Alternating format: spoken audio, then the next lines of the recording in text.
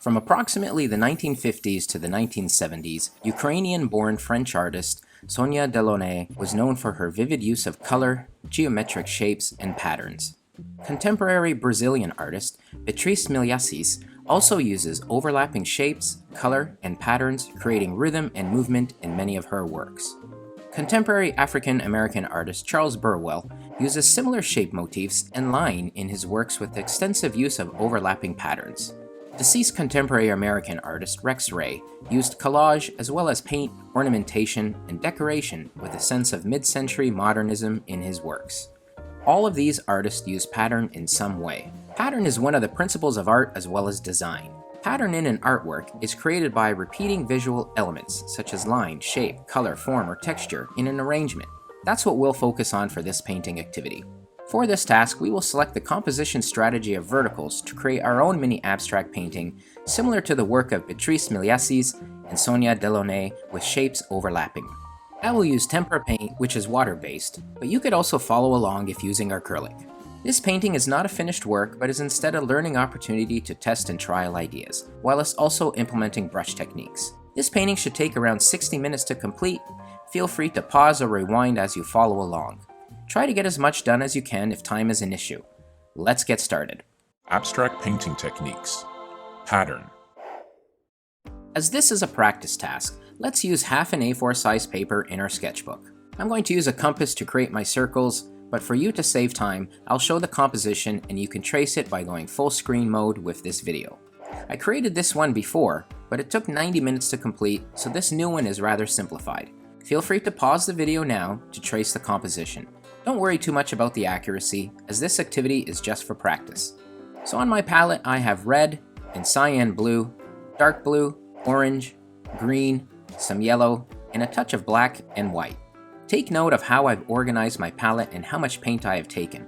My colors are organized off to the side, allowing me space to mix the colors on my palette should I decide to do so. For brushes, I have a filbert brush, which has a curved top and a smaller round brush. You may decide to have a water cup nearby to clean your brushes, as well as some paper towels. To start, let's take our filbert brush and first mix our yellow with a touch of green and white.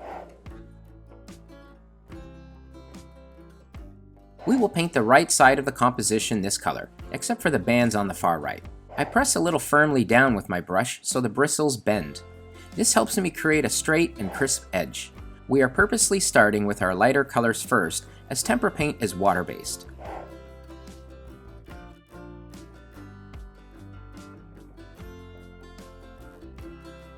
Rinse your brush afterwards. Blow dry your work if needed. Now let's take the orange and mix it with white. I do the edge as before and work my way to the other side.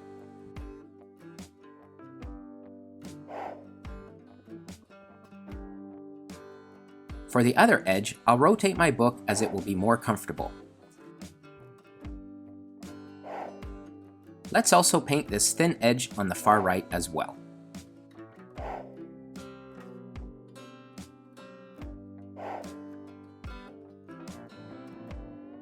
Let's take the pure orange and paint in this large circle area.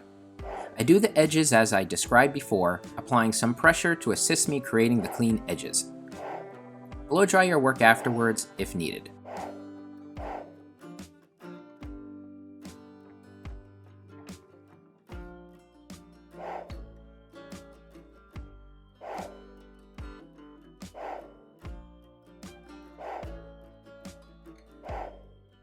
Now take your red and mix in some orange. We'll use this to paint one of the half circles. Do the edges as described before. If you find this difficult, feel free to switch to the smaller round brush. Rotate your work so it's more comfortable to manipulate your brush.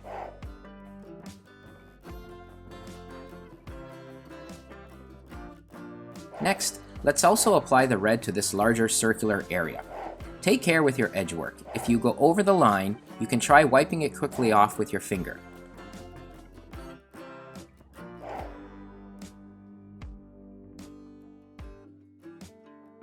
I'm going to use the smaller round brush for the corner areas. Take some cyan blue and mix it with white.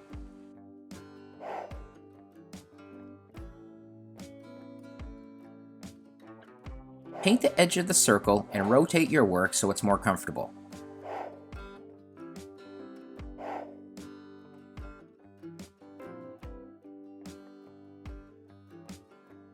We'll also paint one of the interiors of the larger half-circle areas.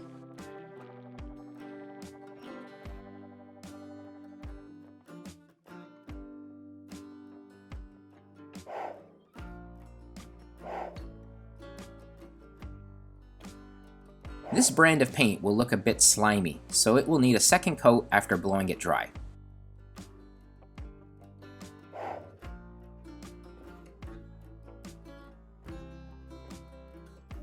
Next, I'll take some green and mix it with the blue and some white to make a turquoise. When mixing these colors, if you have too much paint on your brush, scrape it off the side of the palette, or use your other brush to remove it. Here's a little trick we will try, which I demoed in video 6 on hard edge painting. I'm going to use a scrap piece of paper to create a straight line for this half circle. When I place the paper down, I paint away from the paper so the paint doesn't bleed underneath it. I'll then also paint the larger interior circle. It will also need a second coat after blowing it dry.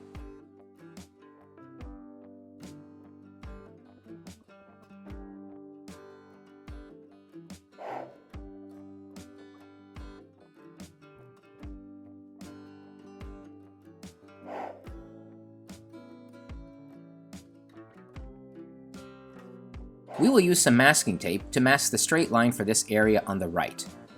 I pull both ends of the tape to make sure it's straight and place the tape down on the line. When I press down on the tape, I only press down on the one side. This will make it easier to remove. Take your color and paint away from the tape.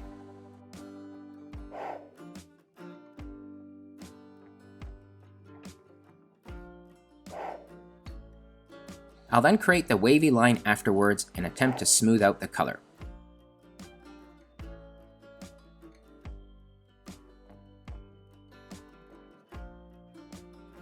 To remove the tape, I slowly peel it away at a 45-degree angle.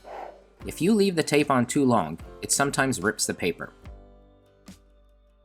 We will mask again for the linear space near the area we just did. I'll apply the red and then peel the tape away as described before.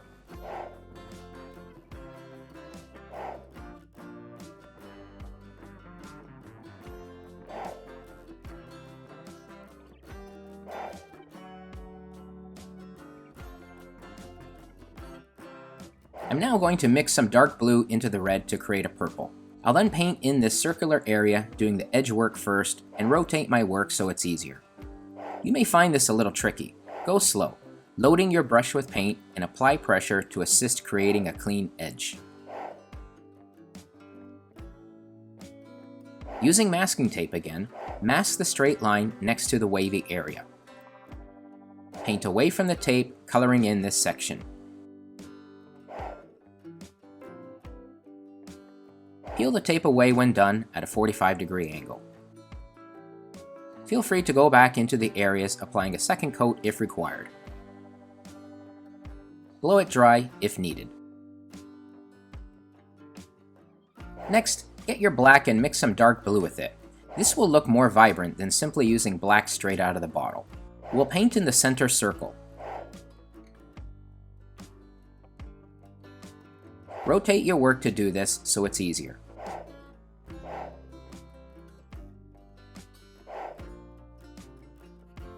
We'll also paint this left bottom area black as well. We'll now add some ornamentation as outlined in the first video of this series. Using the handle of your brush, dip it into the white paint. Add some dot marks to your work.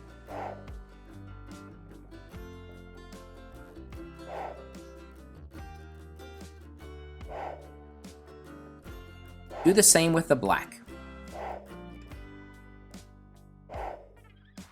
Note how I apply mine? I do this to assist in creating equal spaces between my marks.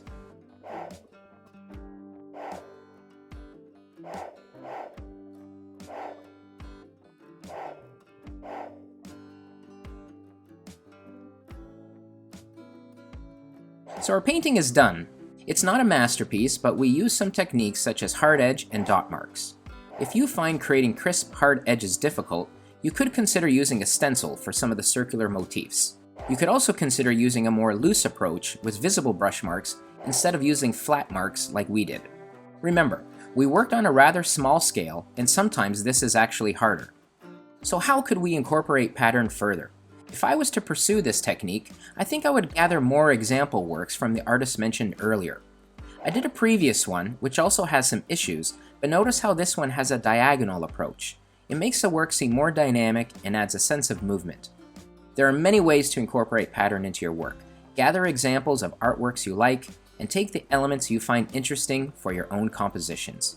Check out some of the other abstract painting tutorials available in the playlist linked in the card above. Good luck with your painting pursuits. Thanks for watching this video. I hope you found it informative and gained some insights. Feel free to subscribe, hit the like button, or leave a comment, question, or future video suggestion below. This has been a video production.